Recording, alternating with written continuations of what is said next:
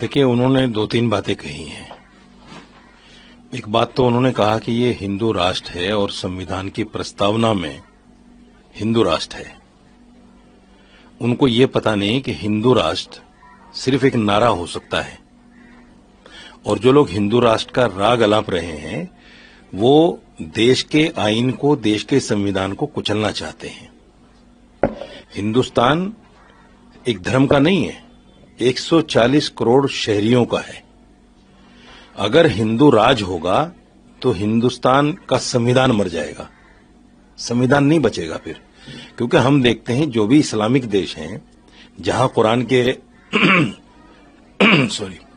जहां कुरान के उसूल चलते हैं, कुरान इस्लाम के हिसाब से देश चलता है, वहां फिर लोकतांत्रिक देश नहीं रहता, वो धार्मिक देश हो जाता है। तो कह रहे हैं कि जो यहाँ पे मेजोरिटी है, मतलब हिंदू के जो संस्कृति है उसको एप्रिसिएट करना चाहिए, सराहना करनी चाहिए, ना कि विरोध करना चाहिए।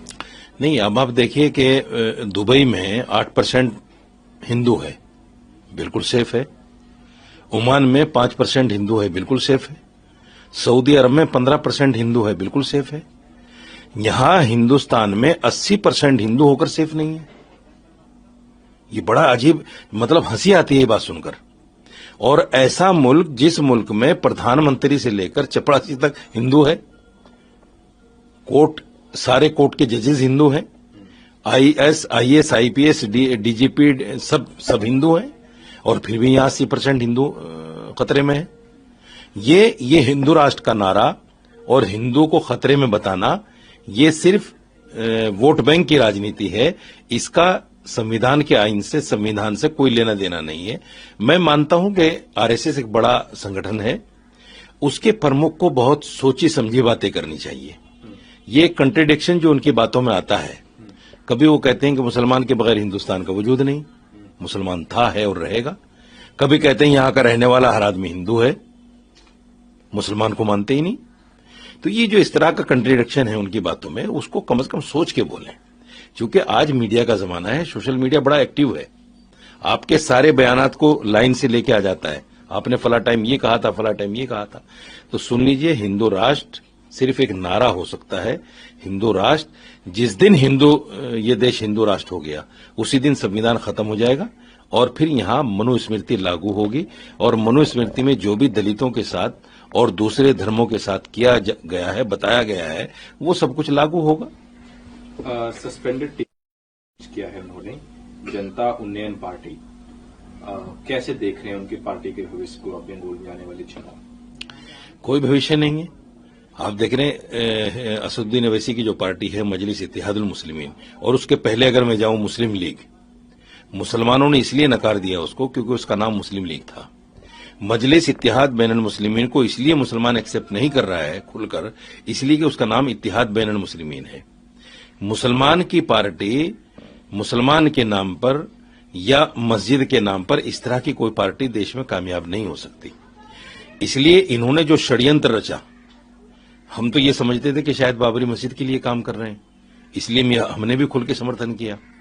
लेकिन पता चला कि इसके पीछे तो बहुत बड़ा षड्यंत्र है। क्या षड्यंत्र? इसके पीछे तो षड्यंत्र ये है कि वहां से तृणमूल कांग्रेस को उखाड़कर फेंकने की साजिश है इनकी। क्योंकि तृणमूल कांग्रेस ने इनको टिकट नहीं दिया, तृणमूल कांग्रेस इनको मुंह नहीं लगा रही है, इनको निकाल दिया।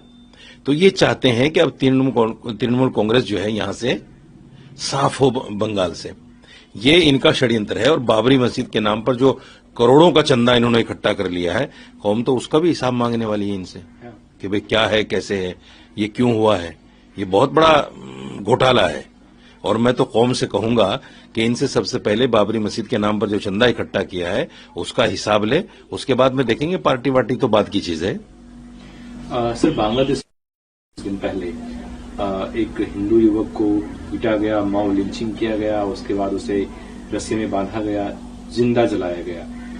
उस घटना के बाद अब पूरे बांग्लादेश में हिंदुओं में रोष है और वो जगह जगह धरना प्रदर्शन भी कर रहे हैं। आज भी वो जो बांग्लादेश में प्रेस क्लब है उसके आगे उन्होंने धरना प्रदर्शन किया है।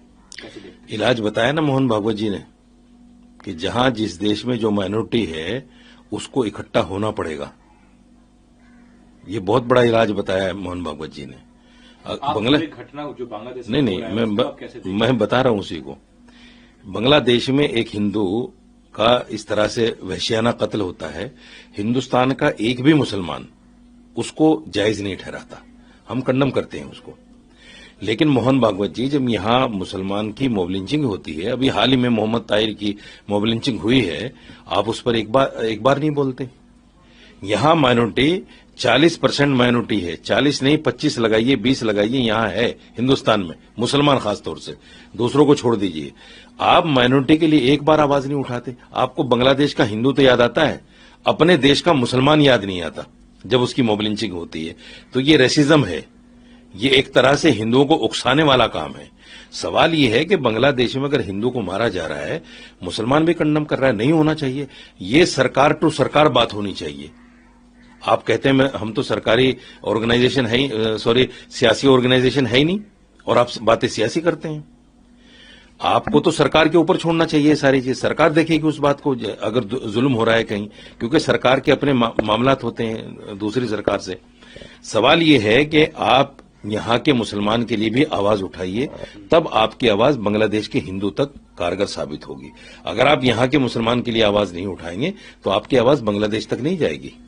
आज केरल में भी एक युवक से मारा गया। अब जो केरला गवर्नमेंट है वो कह रही है कि संघ का ये है पॉलिटिक्स दिखाता है केरला। नहीं, देखिए असल में क्या है, देश के अंदर एक प्रॉक्सी वार छिड़ गई है, घात लगाकर मारना जिसको कहते हैं। ये मॉब लिंचिंग उसी की शुरुआत है।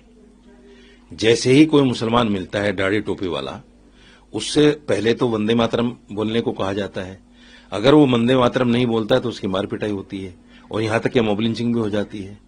तो ये जो प्रॉक्सी वार छेड़ी है कुछ ऑर्गेनाइजेशंस ने, इसका खमियाजा तो अच्छा नहीं होगा देश में। जिस दिन मुसलमान उठ खड़ा हुआ इसके खिलाफ, उस दिन हालात ज्यादा खराब हो जाएंगे।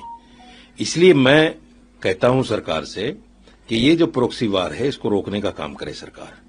हिंदुस्तान का एक भी नागरिक मरता है, चाहे वो हिंदू है, मुसलमान है, सिख है, ईसाई है, दलितों के साथ किस तरह बुरा सलूक हो रहा है, दलितों को किस तरह बांध बांध के मारा जाता है। तो ये जो कुछ हो रहा है, ये अच्छा नहीं हो रहा है देश में। सरकार को चाहिए ऐसे लोगों का संज्ञान लें और इनको फांसी की सजा दें, इससे कम सजा ना दें। जो भी इस काम में लुप्त हैं, जो मॉब लिंचिंग कर रहे हैं, इनको फांसी की सजा होनी चाहिए, कहीं भी हो। मैं तो कहता हूं बंगाल में भी अगर किसी हिंदू को मारा है, वहां भी उसको फांसी की सजा होनी चाहिए, क्योंकि इस्लाम ये कहता है कि बेगुनाह किसी को मारना ऐसा है जैसे पूरी इंसानियत को मार देना। तो फिर चाहे वो बांग्लादेश में हो, चाहे हिंदुस्तान में हो या पाकिस्तान में हो, इस्लाम के उसूल तो सब जगह एक है ना। जी कहा है कि बांग्लादेश में जो कुछ हो रहा है वो चिंताजनक है। जो अंतरिम सरकार है उनसे देश संभल नहीं रहा है, और उनके राजनायक जो वहां पे हैं वो चिकन नेक और भारत को तोड़ने की बात कर रहे हैं। ये चिंताजनक है। इस पे भारत को अगर रिस्पॉन्ड करता है तो बांग्लादेश को बुरा नहीं लगना चाहिए। कैसे देखते हैं इसको? शेख हसीना को चाहिए कि बांग्लादेश जाए, जाके उस काम को रोके जो कुछ गलत हो रहा है। आप यहां छुपे हुए बैठे हैं, आपको वहां फांसी की सजा हो चुकी है, और आप यहां छुपे हुए बैठे हैं और बता रहे हैं कि जो कुछ हो रहा है गलत हो रहा है। गिरते हैं शहसवार मैदान जंग में, वो तिफल क्या गिरे जो घुटनों के बल चले। आप यहां बैठकर अगर बातें करेंगे बांग्लादेश की, तो क्या असर होगा उसका? आप जाइए, सामना कीजिए ना कोर्ट का, और जो कुछ हो रहा है उसको वहां अपने देश में जाकर उसका मुकाबला कीजिए, तब तो अच्छा लगेगा। नहीं तो सरकार तो अपना काम करेगी। सरकार को आपसे कोई सलाह लेने की तो जरूरत नहीं है। जो भी फॉरेन पॉलिसी है सरकार की, उसके तहत काम होगा जो भी होगा। शेख हसीना यहां जो रह रही है, उसको यहां नहीं रहना चाहिए, उसको देश छोड़ देना चाहिए। आपको लगता है कि शेख हसीना की वजह से ही अगर वो भारत में, इसलिए भारतीयों के प्रति वहां पर हिंसा हो रही है? नहीं, बिल्कुल सच्चाई है ये।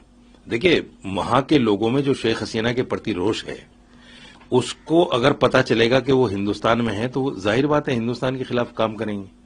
ये तो कॉमन सेंस है। अगर मैं किसी के दुश्मन को पनाह दूंगा तो वो मेरे खिलाफ ही कार्रवाई करेगा ना, सीधी सी बात है। तो हिंदुस्तान का जो भी आदमी उनको मिलेगा, या हिंदू नाम से जो भी आदमी मिलेगा, उसके खिलाफ तो कार्रवाई करेंगे ना वो। सरकार को चाहिए इनको डिपोर्ट करें।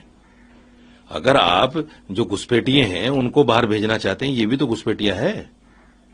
इसको आप कैसे, भाई अगर सरकार इसकी होती, या वहां की सरकार से इसको कह दिया जाता भाई आप अपने पास रख सकते हो, तो फिर तो ठीक था। ये तो घुसपैठिया है, इसको तो भगाना चाहिए यहां से, नहीं तो जाहिर बात है बांग्लादेश और हिंदुस्तान के ताल्लुकात कभी अच्छे नहीं हो सकते।